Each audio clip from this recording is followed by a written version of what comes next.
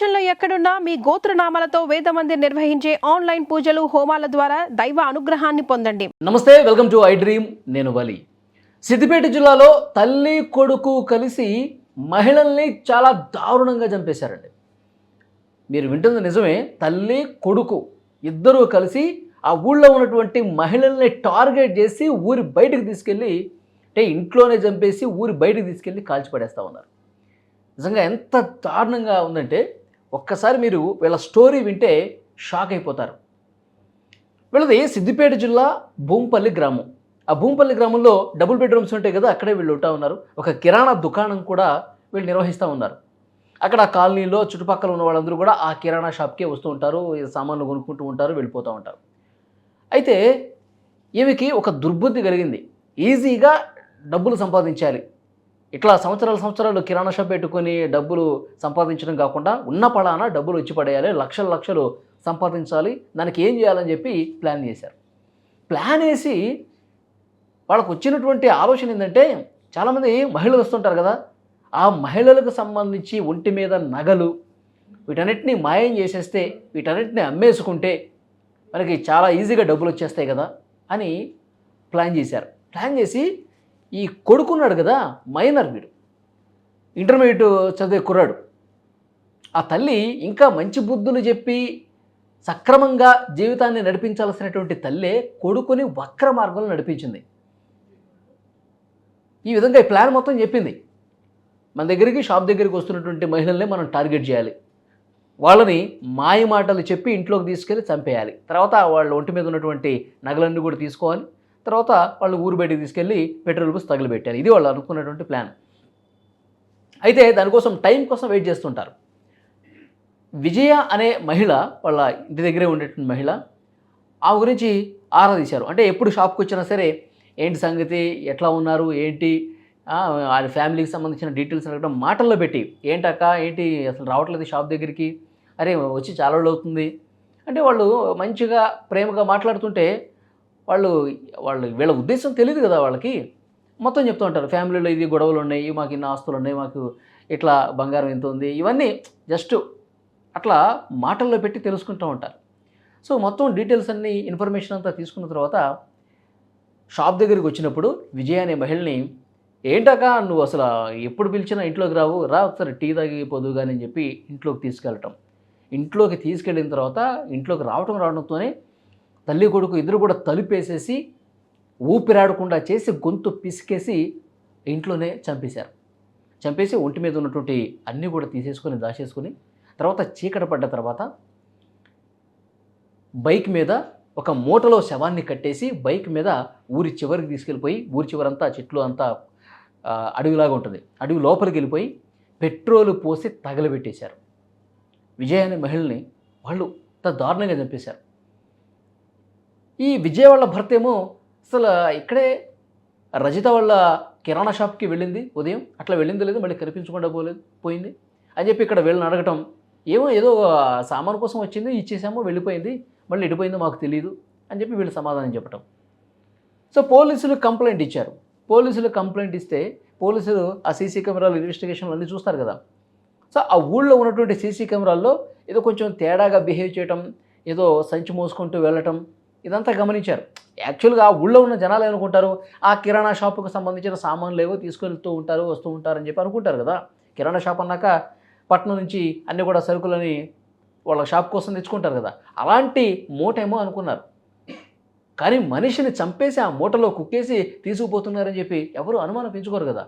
So వీళ్ళ మీద కొంచెం తేడాగా బిహేవ్ చేయటం, అనుమానాస్పదంగా కనిపించిన సీసీ ఫుటేజ్లో పోలీసులకు అర్థమైపోయి వాళ్ళ స్టైల్లో విచారిస్తే, వాళ్ళ స్టైల్లో క్వశ్చన్ చేస్తే, గట్టిగా గదమాయిస్తే అప్పుడు చెప్పారు మేమే చంపేశామని. కానీ ఇప్పుడు పోలీసులు ఇన్వెస్టిగేషన్లో ఇప్పుడు బయటకు వచ్చింది ఇది. గతంలో ఇంకొక ఇద్దరు ముగ్గురిని కూడా అలాగే చంపేశారంటే అది ఇంకా బయటికి రాలా.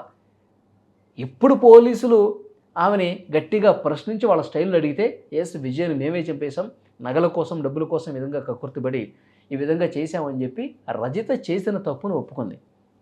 ఇది మొన్న 8వ తారీఖు జరిగింది. ఇక్కడ ఇంకొక భయంకరమైనటువంటి న్యూస్ ఏంటంటే, కొడుకున్నాడు కదా, ఆ కొడుకుని అసలు ఏ విధంగా మోల్డ్ చేసేదంటే, ఎవరినైనా మనం ఇంట్లోకి ఇట్లా తీసుకొచ్చినప్పుడు వాళ్ళు చాలా బలంగా అడ్డుకుంటారు, మనల్ని తోసేస్తారు, బయటికి పారిపోయే ప్రయత్నం చేస్తారు. అట్లా తప్పించుకొని పోతే గనక మనకి ఇక జీవితమే ఉండదు. కాబట్టి నువ్వు ఇంకా బలంగా తయారు కావాలిరా, నువ్వు ఇంకా కండలు పెంచాలి, నువ్వు బాడీ పెంచాలి అని చెప్పి ఇంట్లోనే ఒక జిమ్ పరికరాలన్నీ కూడా కొని తీసుకొచ్చి పెట్టిందంట. ఇంట్లోనే మొత్తం ఇట్లా హ్యాండ్స్ పుషప్స్ చేసేవి, జిమ్లో వాడే పరికరాలు ఏవైతే ఉంటాయో కండలు పెంచడానికి, బాడీ పెంచడానికి, అలాంటివన్నీ కూడా కొని ఇంట్లోనే ఒక జిమ్ లాగా ఏర్పాటు చేసుకుని పెట్టుకుందంట. రోజు ఉదయం సాయంత్రం నువ్వు ఇంకా బలిష్టంగా తయారు కావాలి, ఎవరన్నా ఇంట్లోకి వస్తే ఒక్క దెబ్బతో వాళ్ళని కొట్టాలా, ఒక్క దెబ్బతో వాళ్ళ గొంతు పిసికి నువ్వు చంపేసేయాలా, అంత బలంగా తయారు కావాలని చెప్పి ఇంట్లోనే జిమ్ చేయించేదంట. చూడండి, తల్లి కొడుకు ఎంత ప్లాన్గా, ఎంత పకడ్బందీగా మనుషులను చంపే కుట్ర చేశారన్నది. ఈ విజయ కేసు మొన్న 8వ తారీఖు జరిగింది. మే 28వ తారీఖు ఇంకో కేసు అండి. దానికి సంబంధించిన డీటెయిల్స్ పోలీసులు వెల్లడించారు.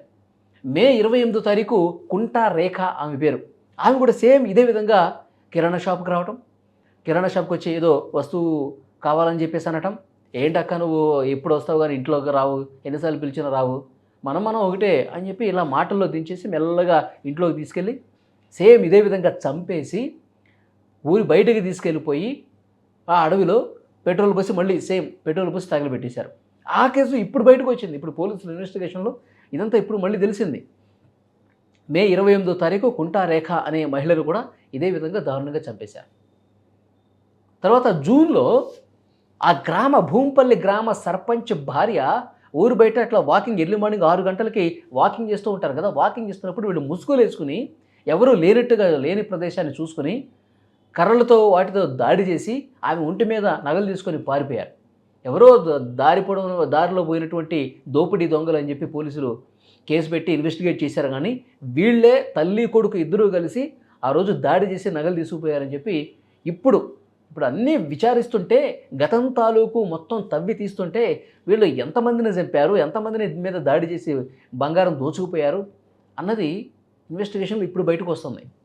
ఇప్పుడు పోలీసులు తేల్చింది ఏంటంటే ఈ లిస్టులో ఇంకా 3 ఉన్నారంట. అదే ఊరిలో ఇంకొక 3కి స్కెచ్ వేశారంట. పోలీసులు ఇప్పుడు పట్టుకోకపోయి ఉంటే ఆ 3కి కూడా వాళ్ళు స్పాట్ పెట్టేవాళ్ళు.